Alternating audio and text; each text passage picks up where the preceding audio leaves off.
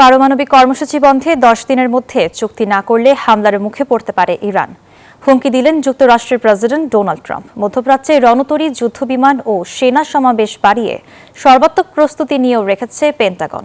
যৌথ হামলায় অংশ নিতে ইসরায়েলও প্রস্তুত, তবে এসব নিয়ে ততটা চিন্তিত নয় ইরান। মার্কিন হুমকির কড়া জবাব দিয়েছেন দেশটির সর্বোচ্চ নেতা আয়াতুল্লাহ আলী খামেনি।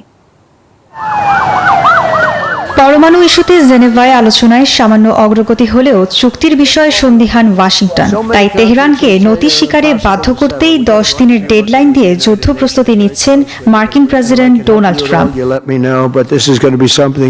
সম্ভাব্য হামলা সফল করতে মধ্যপ্রাচ্যে রণতরী, সাবমেরিন, বোমারু বিমান ও 40,000 সেনা প্রস্তুত রেখেছে পেন্টাগন। পাশাপাশি পাল্টা আঘাত ঠেকাতে মার্কিন ঘাঁটিগুলোতে বসানো হয়েছে পেট্রিয়ট ও থার্ড প্রতিরক্ষা ব্যবস্থা। উত্তেজনার পারদ ছুঁয়েছে ইসরায়েলেও। তীব্র আক্রমণের মাধ্যমে ইরানকে কাবু করতে যে কোনো মুহূর্তে যৌথ হামলায় অংশ নিতে পুরোপুরি প্রস্তুত তারা। যে কোনো পরিস্থিতির জন্য আমরা প্রস্তুত।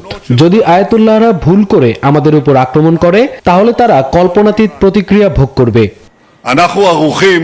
তবে মার্কিন ও ইসরায়েলি এমন হুমকির কড়া জবাব দিয়েছে তেহরান। তাদের দিকে আসা যে কোনো রণতরীকে সাগরের তলদেশে পাঠানোর মতো শক্তিশালী অস্ত্র হাতে রয়েছে বলে পাল্টা হুঁশিয়ারি দিয়েছেন ইরানের সর্বোচ্চ নেতা Ayatollah Ali Khamenei. Desk report, news 24।